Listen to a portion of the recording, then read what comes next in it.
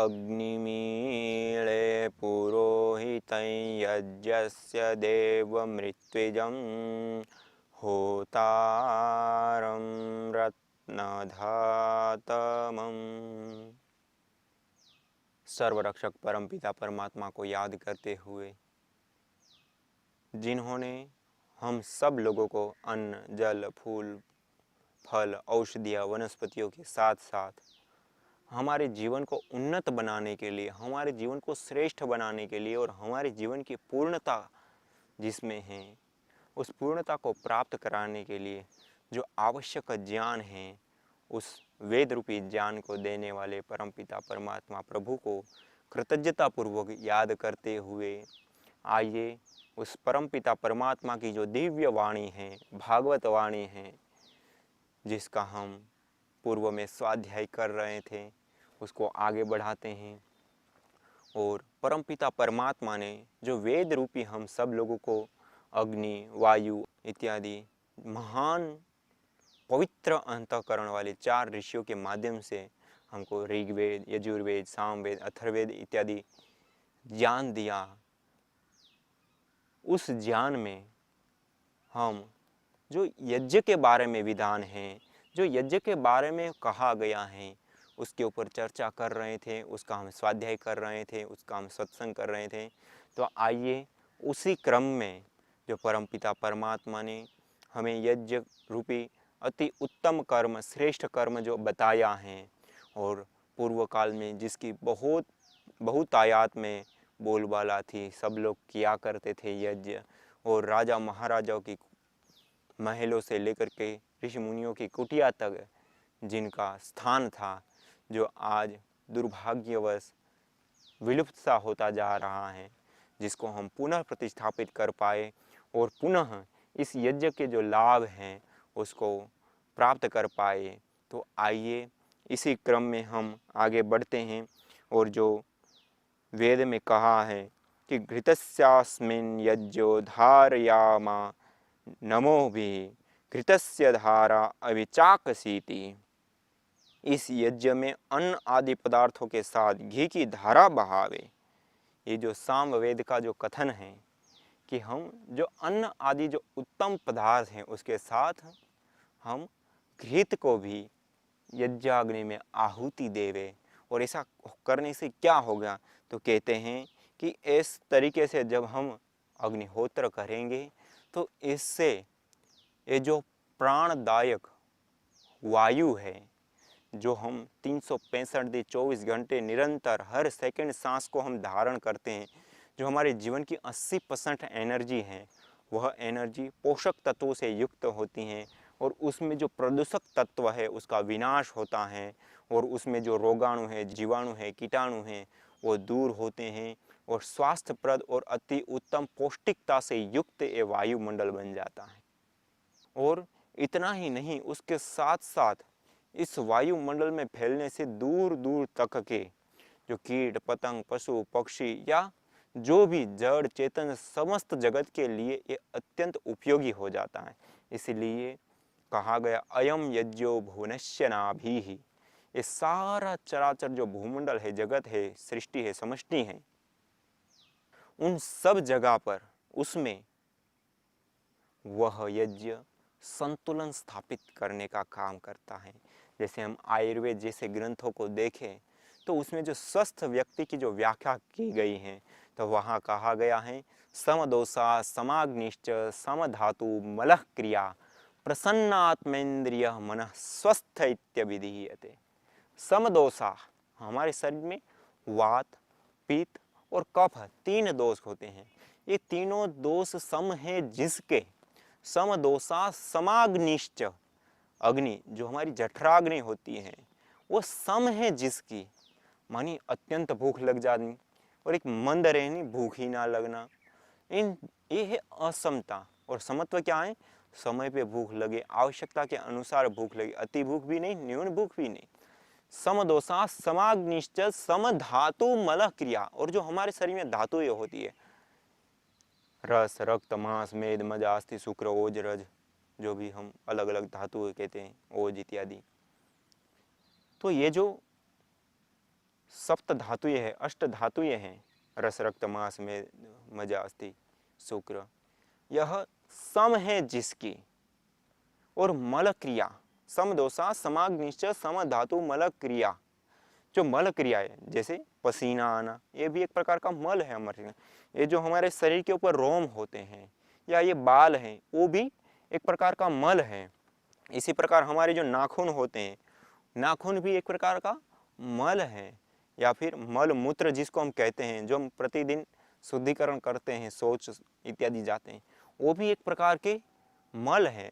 तो ये सारे के सारे जो हमारे शरीर से निकलने वाले जो मल है, वो सारे मल सम हैं जिसके, और प्रसन्न आत्मेन्द्रिय मन स्वस्थ इत्यभिधीयते, प्रसन्न है आत्मा इंद्रिय और मन जिसका, स्वस्थ इत्यभिधि, उस व्यक्ति को स्वस्थ कहा। तो इस श्लोक के माध्यम से यहाँ हमको ये देखना था कि जो समत्व की बात कही, समदोषा समाग्निश्च सम धातु मल क्रिया, ये सारी चीजें सम हैं जिसकी, वो स्वस्थ कहा गया।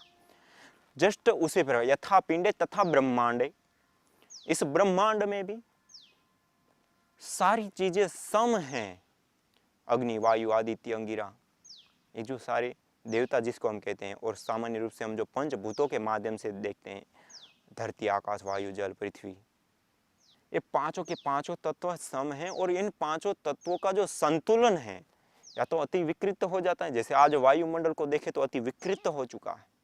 हम दिन प्रतिदिन जिन संसाधनों का प्रयोग करें, जिन पेट्रोल डीजल कोयला इत्यादि जो मृत ईंधनों का प्रयोग करते हैं, या अन्य भी ऐसे कई साधन हैं जिसके माध्यम से हम वायु प्रदूषण को बहुत बड़ी मात्रा में फैला रहे हैं, और इसके कारण इस वायु में संतुलन नहीं रहा। जैसे वायुमंडल में 21% ऑक्सीजन होती है, 78% नाइट्रोजन होती हैं, और बाकी जो थोड़ा सा रेशिया बचा उसमें करीब 60 प्रकार की गैसें होती हैं, जिसके अपनी अपनी एक स्थान है, उतनी मात्रा में ही रहना चाहिए। लेकिन आज ऑक्सीजन की मात्रा न्यून हो गई है, carbon dioxide, carbon monoxide, nitrate oxide, ethane, methane, propane, पारा, एक कुछ ऐसी जो हानिकारक गैसें हैं उनकी मात्रा बहुत अधिक मात्रा में बढ़ गई है, जिसको हम ग्रीन हाउस गैसें कहते हैं। तो ये मात्रा असंतुलित होने के कारण वायु असंतुलित हो गई, और जिसके कारण आज ग्लोबल वार्मिंग की इतनी बड़ी समस्या आज पूरे धरती पर बनी हुई है कि आज इतना बड़ा संकट है हम सब लोगों के सामने कि ये मनुष्य तो मौत के मुंह का शिकार हो चुका है। 70 लाख लोग प्रति वर्ष मर रहे हैं, लेकिन उसके साथ साथ इस धरती पर बसने वाले अन्य भी जो पशु पक्षी कीट पतंग इत्यादि जो अन्य प्राणीगण हैं, जीवगण हैं, वो भी उसके ऊपर भी इस वायु प्रदूषण का बहुत ही बड़ा घातक असर हुआ है। और मेलबर्न यूनिवर्सिटी के आंकड़ों के अनुसार 2030 तक में इस धरती पर रहने वाली जो प्रजातियां होती हैं विभिन्न प्रकार की, उसमें से 30% प्रजातियां विलुप्त हो चुकी होगी। आज हम डायनासोर की बात सुना करते हैं कि डायनासोर विलुप्त हो गया, लेकिन आने वाले 2030 तक में हम 30% प्रजातियों को विलुप्त होती हुई पाएंगे।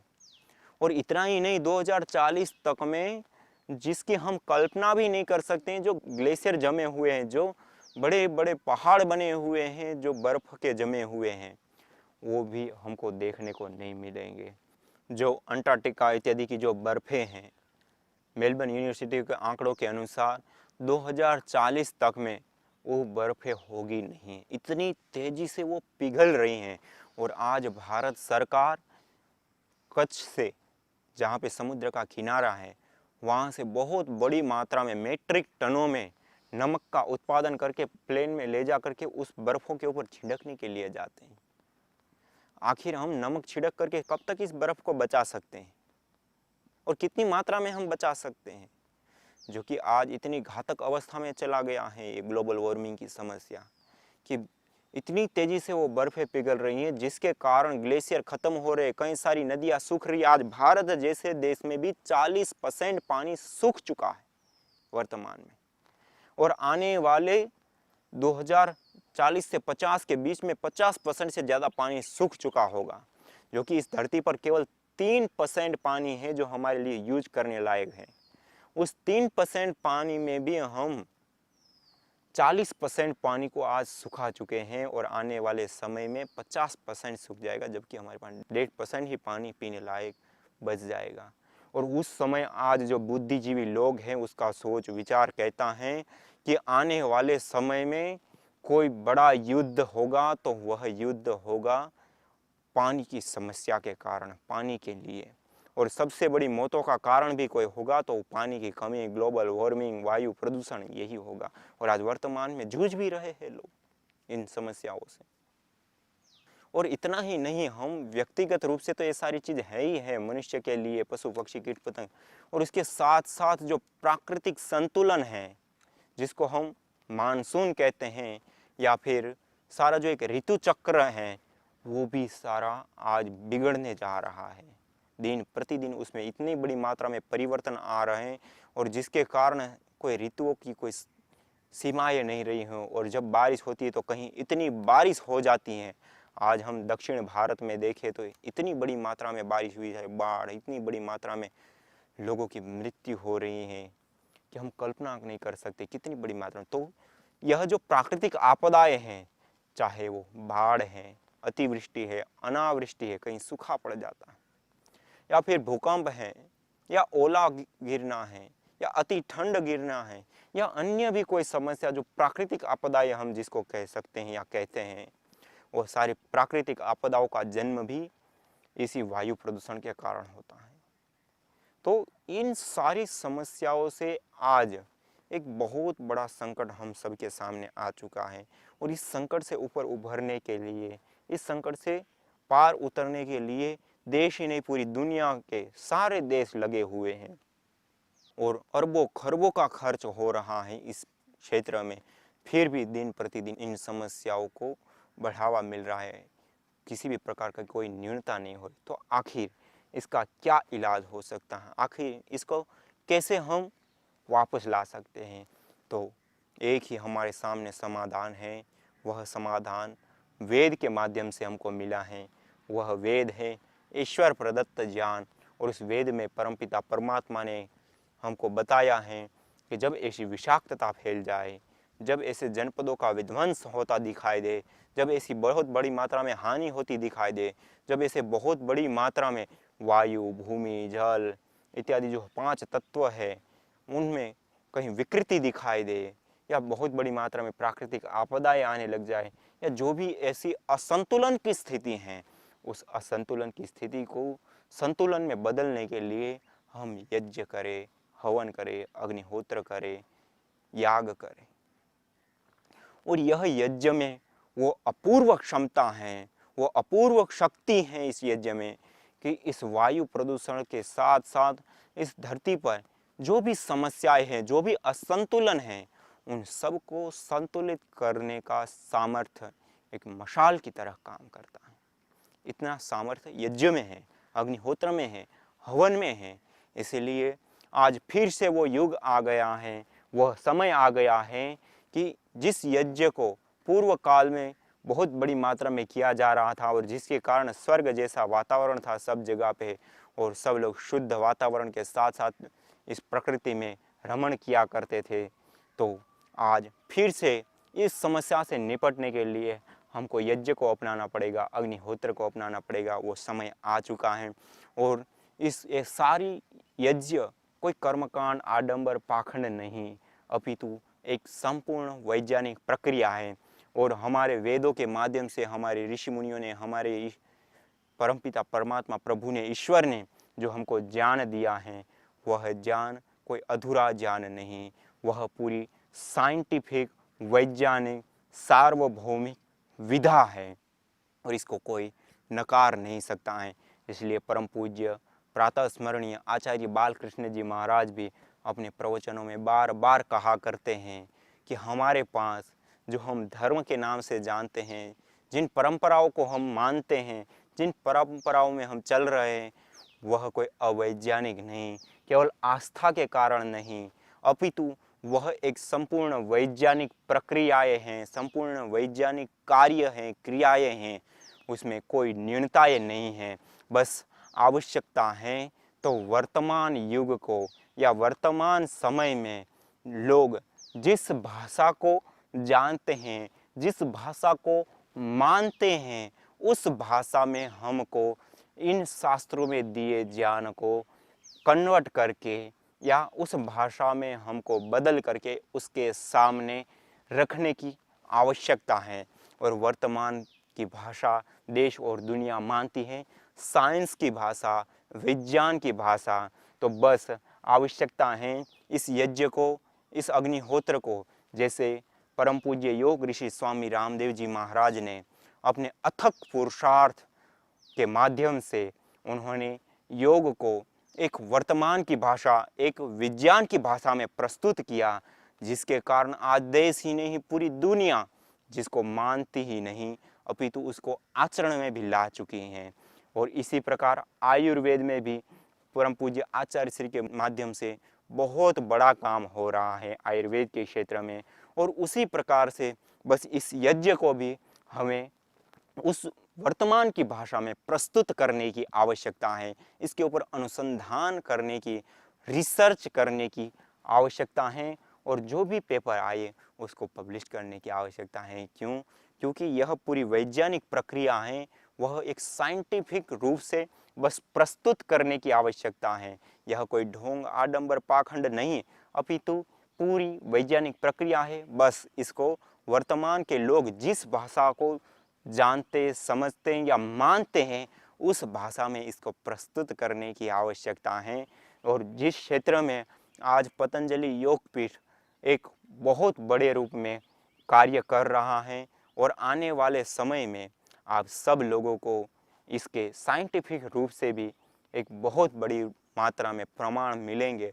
और देश ही नहीं पूरी दुनिया वापस इस भारतीय संस्कृति जो याज्ञिक संस्कृति है उसको फिर से मानेगी। और इसको अपना करके जो आज देश ही नहीं पूरी दुनिया में मौत का कारण बना है और पूरे विश्व के लिए एक चिंता का विषय बना हुआ है, ग्लोबल वार्मिंग, ओजोन परत का क्षरण या वायु प्रदूषण, उसका समाधान इसके सरलता से हम सबको प्राप्त होगा।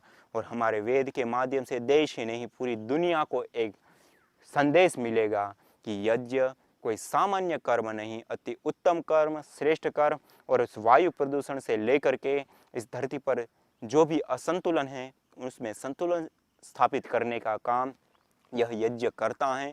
और इसके माध्यम से हम देश ही नहीं पूरी दुनिया में अपनी जो वैदिक संस्कृति है, भारतीय संस्कृति है, जो हमारा मूल है, सा प्रथमा संस्कृति विश्ववारा, जो पूरी दुनिया की सबसे प्रथम संस्कृति है, संस्कृत भाषा।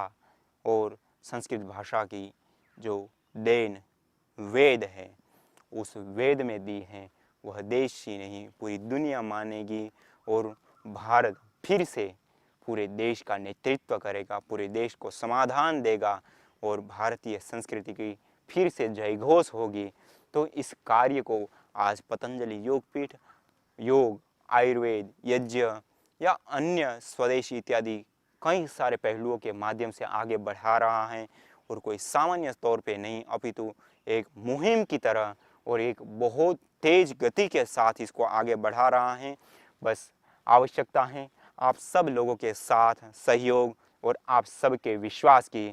तो आप सब इस उत्तम कर्म, श्रेष्ठ कर्म, दिव्य कर्म, भागवत कर्म, इस महान कार्य में आप भी जुड़े और इस योग, आयुर्वेद, यज्ञ, इन सब दैवीय विधाओं को अपने जीवन में अपनाएं।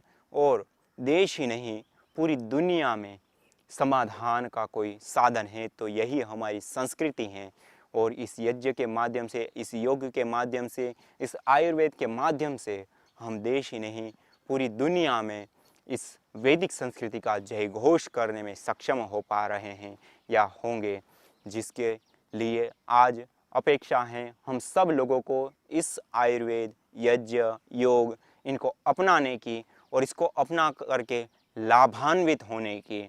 और यह एक संपूर्ण वैज्ञानिक प्रक्रिया है, यह कोई ढोंग आडंबर पाखंड नहीं, अपितु सार्वभौमिक, वैज्ञानिक एवं पंथ निरपेक्ष संस्कृति है। और जो भी इसको अपनाएगा वो अपने जीवन में निश्चित ही सुख, शांति, समृद्धि, सद्भावना एवं सभी शुभ अवसरों को या शुभ को अपने जीवन में प्राप्त करेगा। और इतना ही नहीं, उसके साथ साथ जो हमारी संस्कृति का मूल है कि यतो अभ्युदय निःश्रेयस सिद्धि सा धर्म, जिससे अभ्युदय और निःश्रेयस दोनों को ही हम प्राप्त करके अपने जीवन को पूर्णता की ओर हम आगे बढ़ाए, तो ऐसी कोई संस्कृति है तो वह है वैदिक संस्कृति, वह है भारतीय संस्कृति, वह है हमारे सबसे पूर्व काल की संस्कृति।